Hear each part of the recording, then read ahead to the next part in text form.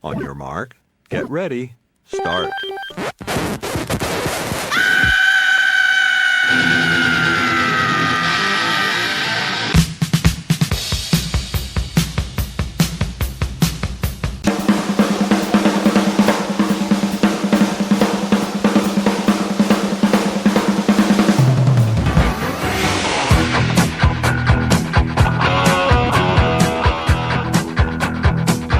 Broadcasting from California and Delaware, this is the Hard Rocking Trivia Show. And here are your hosts, Mark and Danny. All right, boys and girls, welcome to the Hard Rocking Trivia Show. Woo! Right in the middle of World Cup frenzy. So we're going to make this quick and get out of here so we can go at USA, USA, USA. But the games have been awesome. I mean, it's so cool. Last night, England, Mexico was so awesome. Great games. And I'm not a huge soccer fan. You know, usually I'm like, God, this is boring. These games haven't been too boring. It's been awesome. Right. I haven't missed a World Cup since 1974. I've Really? watched them in Spanish, I've watched them in German, and watched them in English. So Nice. it's the biggest event in sports. It's 100 times bigger than the Super Bowl. So it's awesome. Yeah. Travis And the whole world's player. watching, you know. You guys had it in Philadelphia too. Yep, Philly. We drove home from visiting my daughter yesterday, and we avoided the MetLife Stadium to where what game was it? Mexico and England? No, that was in Mexico. That was the Norway-Brazil game. Right. We avoided that on purpose, so... I'm avoiding SoFi Stadium out here, so yeah, I'm about 30 absolutely. miles away from it, so I don't even go near that area. Yeah. Anyway, the games have been awesome. It's been fun to watch. But we're here to talk about Hard Rockin' Trivia. Woo! Speaking of which, we're going to start off with some rapid fire.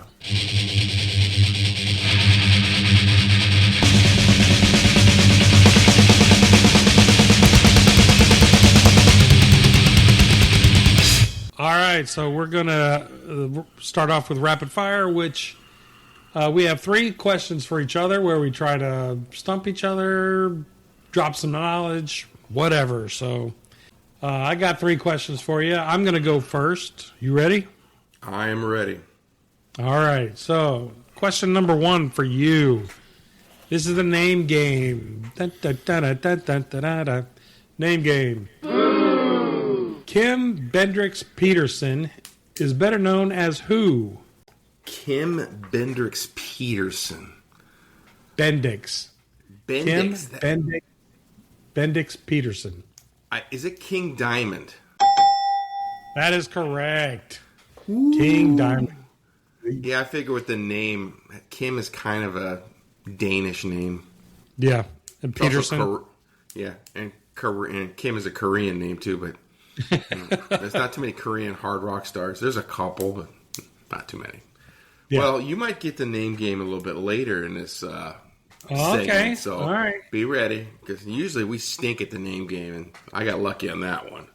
All right, here's question 1 for you, which is not the name game quite yet. Okay. What is the relationship between the original Dokken drummer and the current Tesla drummer? Oh, man. The original Dokken drummer and the current... Oh, man. Current Tesla drummer. They're cousins. Ooh, so close.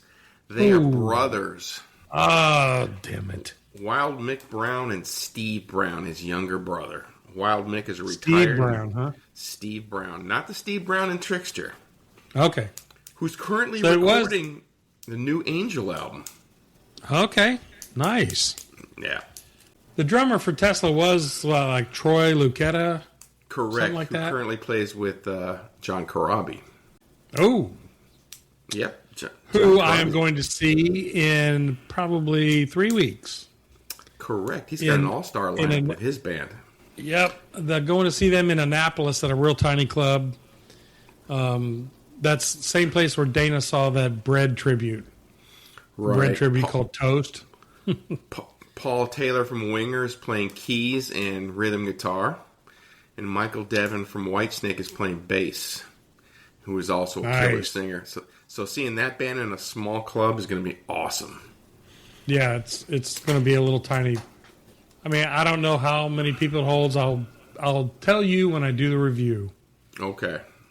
So should be cool. All right. Well, you're kicking my butt so far. So, question 2 for you. It's not quite hard rock, but it's rock anyway. Where does the title on the Genesis song Abacab come from? Isn't it it's the note progression, right? A, B, not C, quite. A, B. I thought it was the notes. A, B. Is it?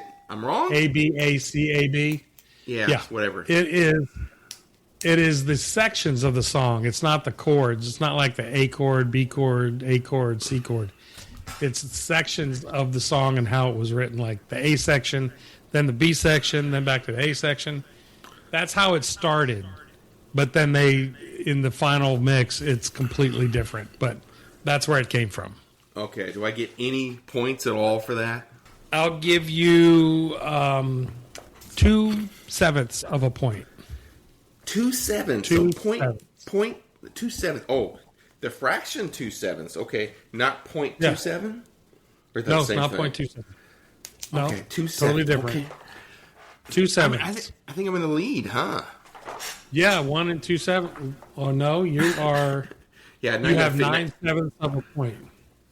Okay. Yeah, we've lost everybody who failed math. Okay, Yeah. cool. All right, Well, I have 0, so of course you're winning. Yeah, back to music trivia. Here we go. You're familiar with the Journey song "Only the Young," correct? Yep. Yeah. Well, originally it was supposed Only to be on the young can say.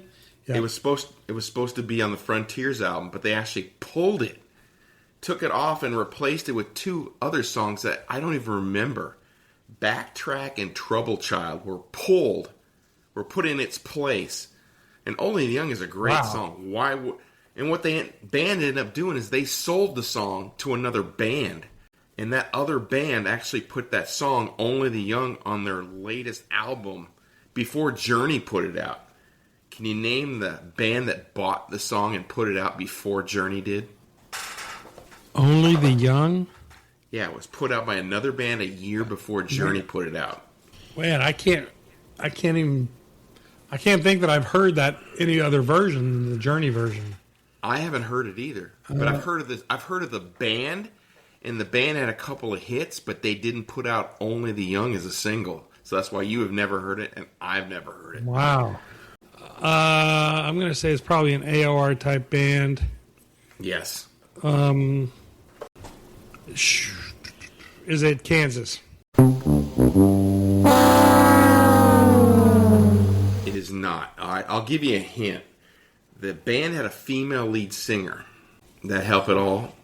Well, I'm Shooting thinking out the walls of heartache, bang, bang. Oh, was that Quarter Flash? Oh, no, Alexander, no. I am the warrior. Oh, shoot. Who is that? It was on the album. It was I on have the Quarter Flash on the brain now. I can't think. Who is it? Scandal. Scandal, that's right. Remember Patty Damn it. Smythe? Super hot. Goodbye to You, The Warrior, and it was on the Warrior album. Only the Young was on it, and then Wow. Journey decided to put it out on the Vision Quest soundtrack, and it blew up. Why they got rid of it, I don't know. That song is great because the other 2 songs they replaced it with are like 2 songs I can't even remember. Yeah, tells you what they know. Yeah, nothing apparently. Yeah, really. They got paid, and they're still playing. Did they ever put it? Did they ever? Yeah. Did they ever put it on an actual album, not just a soundtrack? I think they put it on the live record. It's on there. The studio track on the live album that came out after Frontiers, which the So they didn't put on Raised on Radio or anything? It was on the Vision Quest soundtrack, and it was on a Journey live album, which I can't remember the name of at this point in time because I'm old. Captured.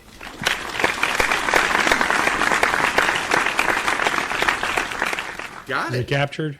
It is. Well, you're almost 60, and I'm about to turn 62. So this is what's going to happen to you in 2 years. You're going to forget everything. So you 2 knew. years, I won't remember. I won't remember the name of the Journey Live album. And you won't even remember we do a show together. Yeah. Who are you? Why are you calling me? What is this? All right. Question 3 for you. I have no chance of coming back, but whatever. Okay. Question 3. Who plays the guitar solo on I Was Made for Loving You? The Kiss song. I'm going to say Paul Stanley. You would be incorrect. No. Another guess. Any other Bob, guesses? is it Bob Kulick? No. So it is Ace Frehley.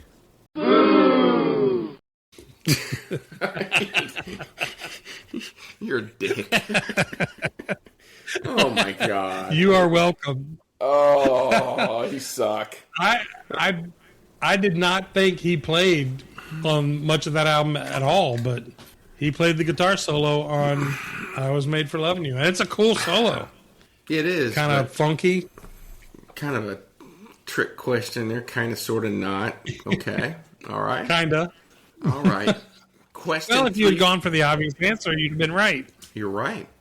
I think it always asks, why is he asking me this? Oh, so it's not going to be Ace. It's going to be somebody weird. Because after that, albums after that, Ace played less and less on. So, okay. Right. Question 3 for you, which is the real name game. Okay, can Oh, you tell boy. me Here we go. who is James Pond? P-O-N-D. James Pond. I can tell you he was born in 1960. James Pond. And he is in a band, a Sunset Strip band that is still around today. And they're playing the Monsters of Rock cruise Ooh. in 27. James Pond. And you've seen this band live. Is it Jizzy Pearl? Ooh, so close. Jamie Dang St. it. James from Black and Blue. Oh, man. James Pond. I am really looking forward to seeing them on the Monsters of Rock cruise. It's been a while. I've only seen them twice. And, yeah, it's been a long time since I've seen them. And they still are 3/4 original, so that's still cool. The only difference is Nice. the guitar player. The drummer, the bass player, and the lead singer are the same. The guitar players are younger guys, but Tommy comes out every once in a while and plays with them. So, still good. I kind of doubt he'll be on the cruise just to I pop doubt in with Black and Blue. I doubt it too, but when Black and Blue does play that Kiss landlocked cruise thing in Vegas, and Black and Blues played it, and Tommy gets up with them, but he's already there. So. That Kiss thing in Vegas, you'd think it'd be cheaper. Now I get it if it's on a boat because there's a lot of overhead, but being just in a hotel, you'd think it'd be a little less than it actually is, because I would consider going if it was reasonable, but it's not reasonable. It's like, no. Sorry. No. Gene's not going to make anything reasonable if he can help it.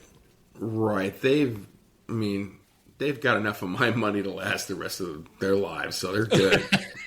They don't need any more of it. Yeah, exactly. Now, if you played a lot of deeper cuts, I think I'd be there a lot more. But I don't want to hear the same songs over and over again. So, no, I'll pass. Yeah. All right. All right, well, you won that feature. Yes, You I'm on won a roll. with 9/7 of a point. You are all over it. Great job.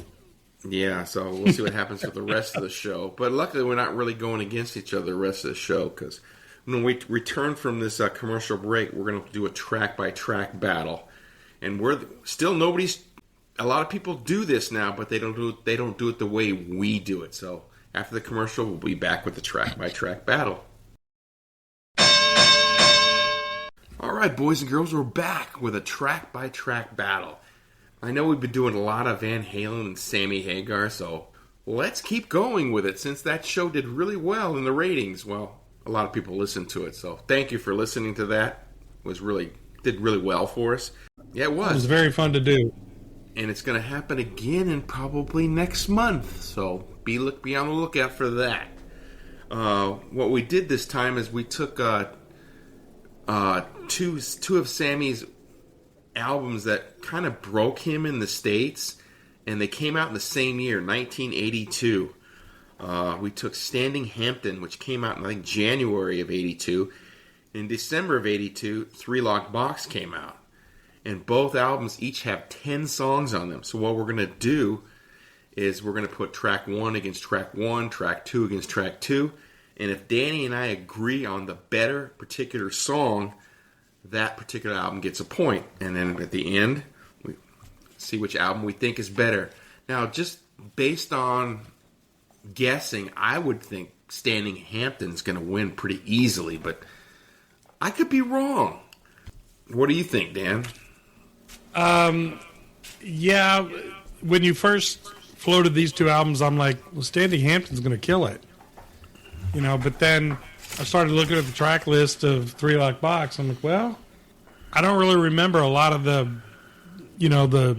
side 2, if you will. But, going through and listening to it 3 or 4 times, I'm like, hey, okay, wait a minute. We may have a sleeper on our hands here. Yeah, for the last 3 days, I've been listening to these two albums, trying to familiarize myself with the deeper cuts or the B-sides or whatever you want to call them. Because both of these albums had a lot of songs played on the radio, especially where we lived in 82. I heard a lot of these, and Sammy was really starting to headline in parts of Texas and the Midwest. I don't know if he really headlined where we were. I don't think so. On the East Coast, not so much. He wasn't a big deal. But I'd heard of him, and I'd seen him on MTV a little bit when Danny would go somewhere else and get a videotape and do 6 hours of MTV. We'd see a Sammy Hagar video or something like that. Yeah. But in terms of how they did in the States, this is. Would you believe that this is album 6 and 7 of Sammy's solo career? So he didn't take off right away. Yeah, I would not believe it. 5 albums before Standing Hampton. And this is the one that kind of broke him because it went platinum, went number 28. And then Three Lock Box went number 17 and went gold. But the next album is what really, when VOA came out, that's when Sammy Hagar exploded. And then he joined Van Halen, and the rest is history. Yeah. But these two albums are the ones that really kind of broke him in the States. So we're going to go track by track. And Standing Hampton. Because both of the. Go ahead. Go ahead. I said Standing Hampton had 5 singles, and Three Lock Box had 2 singles. And what were you going to say? I was just going to say each album has 10 songs, and I didn't know how many singles either had, but Standing Hampton definitely broke him because he had so many. I knew of at least 4. I didn't realize there were 5, but nice. Yeah, and the band that played on it, the same band plays on both of these albums. It's Sammy on lead vocals and guitar. Gary Peel, who actually went on to be in Boston after this when he joined Van Halen. Bill Church, who was also in Montrose, so he played from Montrose all the way through till I think once he got at the VOA, and then when Sammy joined Van Halen, Bill Church was out. And then Dave pronunciation, Lausler, he was the drummer, and he was a longtime friend of Sammy. So these particular guys have played on a lot of Sammy albums. So let's get down to this track by track. So Danny, how about you take us through? So the first song on Standing Hampton is I'll Fall in Love Again versus Three Lock Box. Now, I had a hard time with this one because I really like both songs, but because of the chorus, I'd have to go with I'll Fall in Love Again. Okay. I'll Fall in Love Again was off the Vision Quest soundtrack. The second time we've mentioned a song from that soundtrack. And Three Lock Box was also a video. So both songs were videos. I have to agree with you because I am almost every part of Three Lock Box except the chorus. 1, 2, 3 Lock Box. Everything else is great in that song, but that chorus just falls a little short. And I'll Fall in Love Again is just a great song we hear all the time, and so that's my vote too. Yeah, and it's the I'll Fall in Love Again is kind of an 80s type anthem, which, I mean, this is 82. This is the height of those like rock anthems, the AOR kind of anthems that were so big then. And you get that in a lot of the later songs on here. But all right, so that's 1 point for Standing Hampton.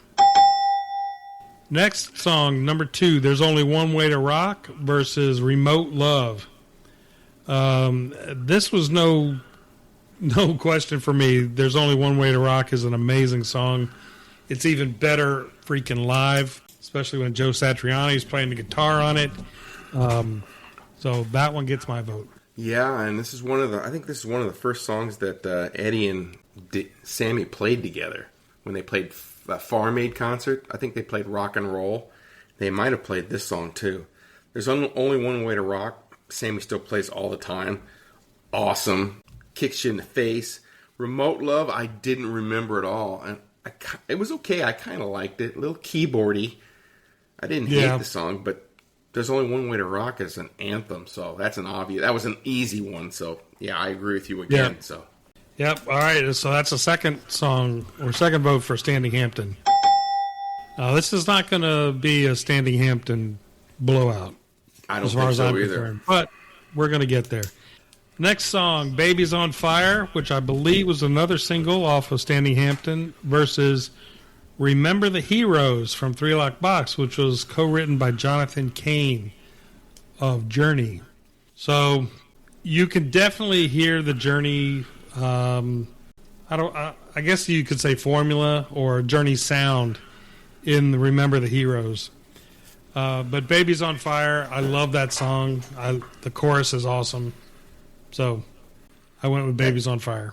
Also, your first 3 are right out of the gate, Standing Hampton. Now, this one I had a tough time with because I do like Baby's on Fire, and I also like Remember the Heroes, too, which is Mike Reno was singing vocals as well. And when Loverboy was opening for Sammy, I was kind of hoping they would do that song, but they never did. Jonathan Cain did co-write it. He plays on it. I had a tough time with this one because I love both songs. Because I can Remember the Heroes is, if it was 45 seconds shorter, because there's a part in the middle of the song that kind of meanders a little bit. Like there's a little bass solo, and then there's a little Hammond organ thrown in there. I'm like, okay, why is this song 6 minutes long? But even with that, I still slightly voted for Remember the Heroes. So wow, okay. We disagree, but Baby's on Fire is great too. But okay, no neither points of them there. gets a point. Rejected! All right, song number 4 off of Standing Hampton is Can't Get Loose versus Your Love Is Driving Me Crazy, which I think is one of Sammy's best songs. I love it. It was probably the biggest hit on, well, it's definitely the biggest hit on that album. But a lot of keyboards in it, very 80s, early 80-ish type of song, but I don't mind Can't Get Loose. It's not a bad song, but I had to vote for Your Love's Driving Me Crazy. Here's a shocking stat. Can't Get Loose was also a single. It's one of the 5 singles. Really? It was the first 4 songs on Standing Hampton were singles, and Piece of My Heart, the last song, was a single. Your Love Is Driving Me Crazy versus Can't Lose. I didn't even remember Can't Lose. It wasn't bad. I liked it. But Your Love Is Driving Me Crazy is the only solo top 20 hit by Sammy Hagar in his solo career. Really? It's his biggest song as a solo Wow. artist. It went to number 13. And when you hear that song, you want to do that 80s dance. You know, remember when we used to watch American Bandstand? You see all these white kids in Hollywood doing that. Your love is driving. You could see them doing that. And I love that song too. So I agree with you on there. So finally, Three Lock Box gets a point. Yep. Three Lock Box gets its first point, so we're 2-1 now. All right, the next one was not even a question for me. It's Heavy Metal off of Standing Hampton versus In the Room. I don't remember In the Room at all, but Heavy Metal is one of my favorite songs off of probably off one of the best soundtracks ever. So, no question, Heavy Metal gets my vote. Right. And do you know who co-wrote the song Heavy Metal? It's a guy who wrote a lot of hits for... Yeah, he wrote a lot of hits for another band he was in. It was an 80s band. He also wrote the song Vehicle in the early 70s, the Ides of March. He also wrote for Survivor. Oh, Jim Petterick. Yeah, he co-wrote this song. This one is tough for me because I really like In the Room. It's moody. I love the song. Heavy metal though, and this version is different than the version that's on the heavy metal soundtrack. Just like the Black Sabbath song, it's a different version. This version of heavy metal on the heavy metal soundtrack is actually heavier than this version. But even saying that, I still voted for heavy metal. I know that was a lot. All right, good. Sorry, a little. I'm talking a little too much, but yeah, it squeaked out for me. Well, I went back and forth. That is kind of why we're doing a radio show here, because we're talking about it. So, all right, so that's 3 for Standing Hampton and 1 for Three Lock Box. I thought we were doing a podcast. No, I said that's what we're doing here. Oh, okay. We're doing a podcast. We can't just on the radio. Okay, so the number 6 song on each album off of Standing Hampton is Baby It's You versus Rise of the Animal. Now, I don't remember Rise of the Animal much, but I really had a hard time picking which song because I don't remember Baby It's You a whole lot either, but I had to go with Baby It's You off of Standing Hampton. Right. I didn't remember either one of these songs whatsoever, so I listened to them a little more.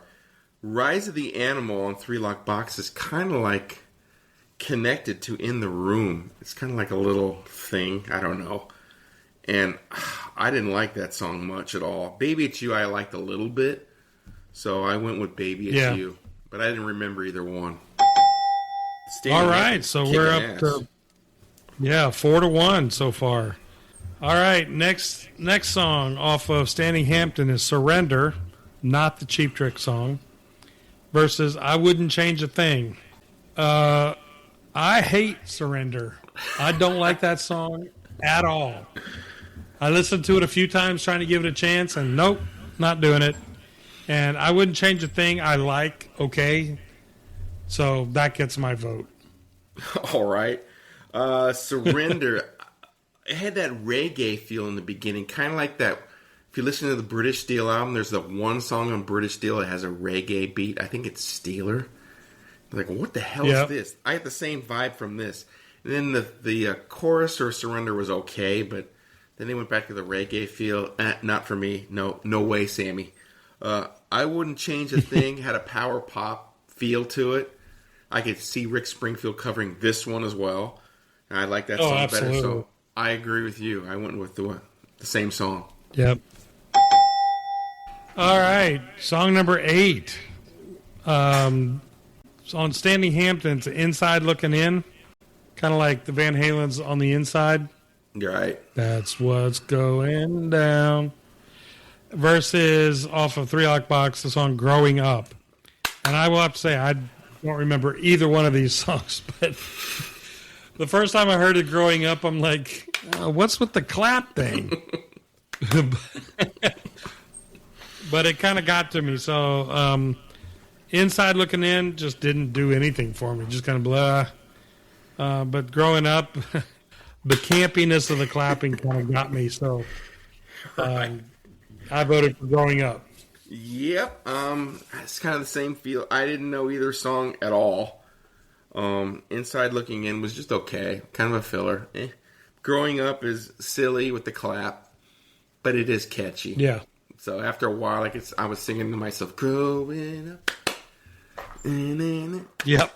It stuck in your head. So, yeah, I had to vote for Growing Up, too. So, yep, Three Lock Boxes making a comeback here.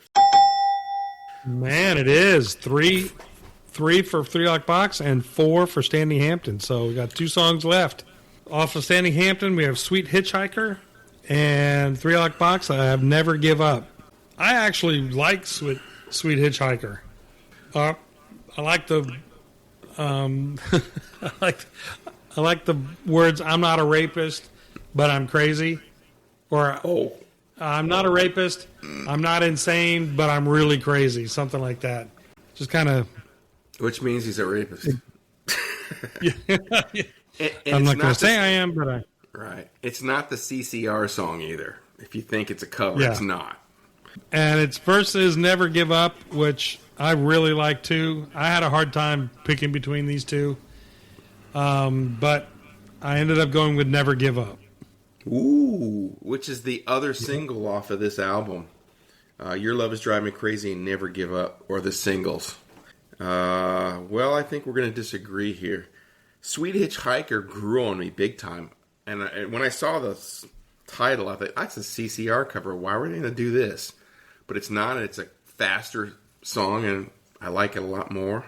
And Never Give Up is decent, but I have to go with Sweet Hitchhiker. So we disagree. Wow, okay. Rejected! So neither gets a point, so it's up to this last song. And I can guess what we're totally going to vote for the same song on this one. I would be shocked if we don't. So what are they? Well, off of Standing Hampton is A Piece of My Heart, which is the Janis Joplin cover, which not a fan of, never have been. I do like the rough cut version or cover of the song, but I Don't Need Love off of Three Lock Box. When I'm just messing around on a guitar, I play the riff to I Don't Need Love, but for many, many years, I had no idea what song it was. Really? I just had it in my head and I would play it. No idea what I was playing, but just know this is somewhere in my head so I'm playing that riff. So needless to say, I went with I Don't Need Love. It's a really good song, and I'm not a fan of Piece of My Heart. Yeah. Just not. That's what I figured you'd say. I Don't Need Love. I don't know if he played it when you saw him, but it pops in and out of the set quite a bit. It's a total balls out rocker. It was on the radio a lot. It was never a single, which is surprising. Piece of My Heart, Janis Joplin made it famous, but guess what? She covered it too. It was a song by somebody we never heard of. I saw that recently. And the rough it was one of my cover this one time. Right. And you were all smart ass saying it's Janis Joplin. I said, nope, it's not. No. I learned my lesson. Oh. It wasn't. It was somebody else we never, and we can't remember her name either. Janis Joplin version, I do like her version, and I do like rough cuts a little bit. But this version sucks. I don't like Sammy's version of it at all. It doesn't have the feel like Janis's does. So, and I Don't Need Love is a balls out rocker. You have to vote for that. Yeah. So that's a tie. Absolutely. Yeah, it's 4-4. Standing Hampton versus Three Lock Box. Three Lock Box getting it at the end. Apparently, Sammy got tired of Standing Hampton and just threw a bunch of crap in at the end. All right, here's the question. With your numbers, how many did Standing Hampton get for you, and how many did Three Lock Box get for you? 5 versus 5. Same here. Yeah. 5 and 5. But ours weren't the same songs, but yeah, it was 5 and 5, which I was surprised at. We only differed on two different songs. Yeah, number 3 we were different. Baby's on Fire and Sweet Hitchhiker. Yep, 3 and 9 were the only ones we differed. What does the term Standing Hampton mean? Do you know? I read this and I went, what? It's weird. I have no idea. It's based. I always think of Hampton being a part of Virginia, but it's basically a Hampton is like a British slang for a wiener, a penis. And Standing Hampton means erect penis. Okay. I didn't know. Because originally when this album was out, I thought it was a live album at Hampton, like Hampton, Virginia or something like that. But that's what the term Standing Hampton kind of means. You know. Okay, good to know. A straight phallic symbol, which nobody else knew that. I didn't. And Three Lock Box is kind of similar. That's obvious. It's obvious. I mean, we don't have to talk about that one. But yeah, it's the opposite of Standing Hampton. So maybe there's a reason why those two albums came out like that. But yeah, go check them out if you don't know these songs. They're pretty cool. Go on Spotify or wherever you listen to music. Because pretty much definitely go check out I Don't Need Love. Well, you have to know the hits like Heavy Metal and I'll Fall in Love Again. There's Only One Way to Rock. You got to know those songs. Yeah. And if you really want to go deep, go to the heavy metal soundtrack, listen to heavy metal there, and listen to Sammy's heavy metal, and they're different. Just same as the Mob Rules on the heavy metal soundtrack is heavier than the one that ended up on the Mob Rules album. They're different. Because I learned about these songs on the heavy metal soundtrack, and when I heard them on the albums, I went, "Oh, okay." They softened them up a bit. They're still both great. Yeah. Oh yeah, Mob Rules is my second favorite Black Sabbath song.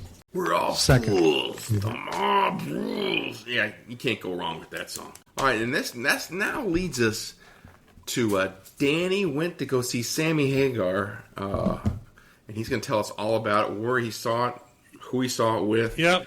Did it suck? Was it great? So we had some friends of ours that we went to college with. We were in each other's weddings. We travel around the world together. James and Lisa, they live in Newport News and Las Vegas. Ooh. So we thought, hey, let's get together this weekend. We haven't seen y'all in a while, and we were trying to think of something to do. We're looking around, and I see, Sammy Hagar's playing at the National Harbor just outside of D.C. So I didn't really think Dana or Lisa would be into it, but they said, yeah, okay, that's cool. And we were kind of letting Lisa pick what we did because it was her birthday, but she was down for it, so we went. I will say the National Harbor, it's at the MGM casino there. They have a really nice room for shows, but they are 3 times more expensive than tickets at other venues for this same show. For the Sammy show, we paid $168 a ticket for this show on TickPick, and most of the other shows were like $30-$40. So, and that's I was like, weird. well, yeah, because usually when you go to a casino, run by Native Americans, usually the shows are cheaper. But I guess maybe because the location of this place, that's why they're more expensive. Yeah, and I don't know. This is an MGM property. I don't know if that's run by Native Americans. Well, if I don't it's a think casino, so. It has to be, doesn't it? So maybe it's on native land, because they can't just put, unless you're in Atlantic City or Vegas, right? You can't have casinos. No, they changed those laws. I guess I don't know the laws about where to have a casino, but this is an MGM property. It's not run by Native Americans, as far as I know. Okay. But anyway, even if it was, they were still much more expensive than anywhere else. But it's a room that probably holds about 3,000, I'll say. Pretty big, very wide, not deep, and there's not a lot of seats on the side. So it's just kind of a floor, and then the back raises up, and then there's a balcony. So we were about halfway up the riser, so we basically could sit the whole show, which was great. But the no opening act, so that was very cool. But like we just reviewed, one of the best Sammy Hagar songs, and this is the Best of All Worlds tour. So he's playing his solo stuff, a lot of Van Halen stuff, Montrose. Joe Satriani played one of his solo songs. So it was awesome. So good. They started out with There's Only One Way to Rock, which is a perfect opener. They did a Chickenfoot song, Bigfoot. And the cool thing was that the night before, they played in the same venue. This was a Saturday night. They also played in the same venue Friday night. But they played a different set. It was I'd say probably 70% the same. Mostly a bunch of Van Halen songs. But then the other stuff they mixed things up. Like Bigfoot was a different song than they played the night before, different Chickenfoot song. For the Montrose song, they played Rock Candy, which was very cool. Apparently it's a tour debut, first time they played it. But Joe was about to start off with Space Station number 5. Oh, no, Bad Motor Scooter. Sammy said, whoa. This is the second night. We're doing a different one. Check your set list, Joe. And so looked down and they started Rock Candy, and that was the video. One of the videos I sent you. Yeah. And they did the song that we've chosen as one of our previous episodes, the best Van Halen song of 5150. They did Solid Walks In, Cabo Wabo, Mas Tequila. You know, the standard Van Halen song, Why Can't This Be Love, Right Now. And then they, usually Michael Anthony will sing a song, and usually he'll do Ain't Talking About Love. This time they played Somebody Get Me a Doctor. Yes. Which they started that song out, and I'm like, oh, yes. And I turned to the others like, this is awesome. And they're like, oh, okay. I'm like, no, believe me, this is awesome. You don't know what you're seeing. This is awesome. And they didn't know what they were Michael saying. Anthony sang that. Yeah. And it was amazing. Michael Anthony can sing his ass off still, of course. And they got done saying that, and I stood up and said, okay, we can go. Joking around, but there's no way I'm leaving. But so then they played the Joe Satriani song, Surfing with the Alien, which usually they've been doing his other big hit. Shoot, I can't remember the song they usually play. Yeah, I figured they always played Surfing with the Alien. No. It's probably something they off played that album. Yeah, it is. Let me see. I'll tell you right now. Oh, while you're looking that up, talk about Lisa's Satch Boogie. shirt. Yes, Lisa's shirt wear. I heard she was wearing a great shirt. She was. We went out that during the day. We went out to that Great American, the Great American State Fair on the mall in D.C. All I'm going to say is that was one of the worst things we've ever done. Because it was too crowded? The group of us. No, not crowded at all. There were tens of people there. Oh, okay. It was a joke. The whole thing was a big, giant joke. But we went there all day, and then we came back to the hotel and kind of hung out for a little bit, changed clothes. And Lisa came out in her Hard Rockin' Trivia Show T-shirt. Woo-hoo! And I was like, oh, woo, yeah. Which of course, that made Dana jealous. Yeah, you can get that at tpublic.com. Look up Hard Rockin' Trivia Show and get your own. Plug. Plug. Yep. So that was cool. I don't know if nobody said anything about it. Nobody recognized it, of course. Shocking. Dana was waiting. Yeah. Dana was waiting for somebody to recognize it and say something, but nope. Yeah, we'll wear it on the cruise, and I'm sure nobody's going to know what the hell it is, but that's okay. No. Yeah, that's all right. We'll live. So they played Surfing with the Alien, which was great. Didn't do Satch Boogie, which I would have preferred Satch Boogie, but either way, that was his solo song. Then they finished up with Good Enough, Heavy Metal, which they played a bunch of scenes from the animated movie during that. I Can't Drive 55, Eagles Fly, and the most recent Sammy song, Encore, Thank You, Good Night, which all kinds of videos of Eddie in the background. So that was cool. And how good is the overall band? They play those songs. Every guy was great. Absolutely. Kenny Aronoff playing drums. They had a guy playing keyboards that was fantastic. But Michael Anthony and Joe Satriani on guitars, unbelievable. Yeah, now I get why Alex wanted Joe to play, like in the Van Halen tribute. He wanted Joe Satriani to do it. Now I get why, because he plays it note perfect. He does. It's freaking amazing. The solos, all the hard rhythm stuff that Eddie played, he was fantastic. And I looked it up before the show, and afterwards I told all the three others I was with, I said, do you realize Sammy's 78? And they were like, no way. Not a chance he's 78. I said, yeah. Yep, 78 years old. The guy is a beast. He can still sing everything he sang before. I mean, right now, the song right now is a really high song to sing. And he's always said it's one of the hardest songs he's ever written. He pulled it off like nothing. Right, but he's got Michael next to him. Sometimes will help out with the high range too. But Sammy's singing 95% of it.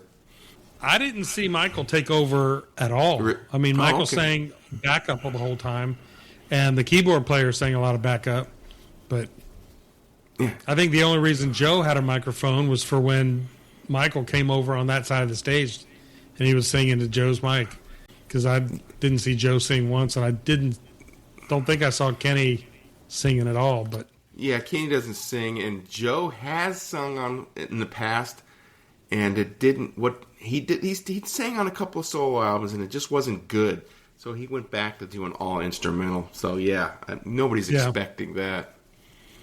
But like you were saying before, when you reviewed this, if you ever get a chance to see them, I don't know how much longer Sammy's going to be able to do it or going to want to do it. I mean, he's not doing it for the money, obviously. I mean, his tequila has made him a multi-millionaire, notwithstanding all his Van Halen money and his solo career money and his Chickenfoot money and his Montrose money. So, granted, Chickenfoot's probably not paying the bills, but I mean, who else is playing this era of Van Halen? Nobody. So that's why I went, because I was like, maybe I'll never get to hear these songs live again by the original guys. So yeah, that's why I had to go to see it, and it was worth it. It was fantastic. So, and he's still doing it. I know they're doing it. They're doing another residency in Vegas. So if you get the chance, definitely go. It's awesome. Do it. Really awesome. Because there's been some other guys out there who are really old, and they're just not cutting it anymore. And we know who they are, because Motley Crue just played, and they showed some video of it. Whoa! I'm sorry, but I'm not going to see that tour, because it's going to be a bummer. I mean, I want to see Extreme, and I like Tesla too, but Motley, three-fourths of them are killing it, or maybe even two-fourths of them are killing it. But Vince has had 4 strokes, and sometimes he's singing the track, and when he's not, you can tell. It's terrible. Yeah, I mean, I really would love to see John 5 playing that stuff, but they're playing here in a new venue in Long Beach. But I'm not going to pay that money. I mean, if it was dirt cheap, I would go, because they pulled out a couple of oldies like "Take Me to the Top."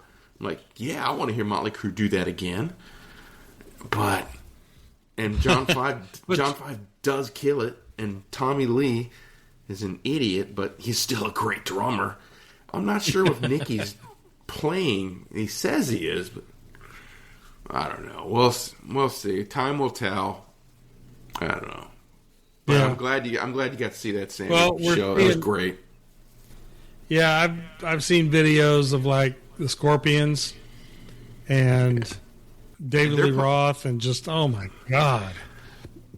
Yeah, Scorpions are playing Vegas too on a residency. Klaus can hardly move.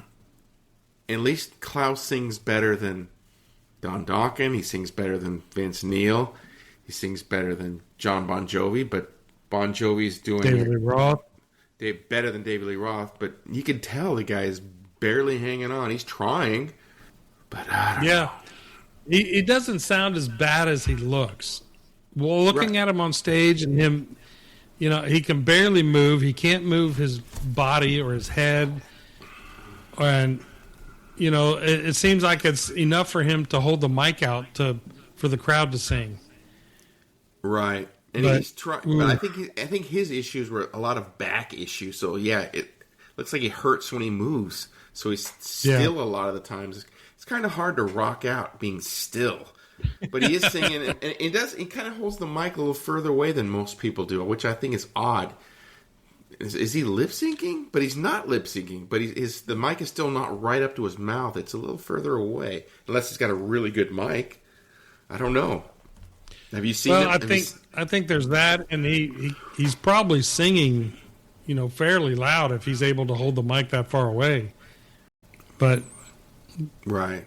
I would go see them. It's hard. It's hard to watch. Yeah, I think if the price was right and I was in Vegas and I was close enough, I would go see it one more time. Because the other four guys are killing it still. And like Rudolph Schenker's probably almost 82. I mean, 80 as well. I've just read something that Paul Dean from Loverboy, he is 80. He looks 80, Wow. but he plays great. Yeah, he plays great, but he's 80. It's like, holy crap. But then the guy from The Doors, the only one who's alive, still plays. He's old as heck, but he can still play. He plays the whiskey all the time. I've seen him twice. I mean, I'm not a big Doors guy. Is that the keyboard player? No, the keyboard player's dead. The only one alive is the guitar player, John. It's not. Is it Densmore? I forgot. Yeah, the other three guys are passed away, but the one guy who's left always hops up on stage with some band and they play Doors songs. You know, he can still play them. So, God bless him. All right, good for him. Good for you. I think we've been blabbing long enough. The game is about to start, so you know what? We're going to leave you and see you back in a couple of weeks with another new episode of the Hard Rock and Trivia Show. So, Danny, I will see you in 2 weeks. All right. Rock on. Later. Alrighty.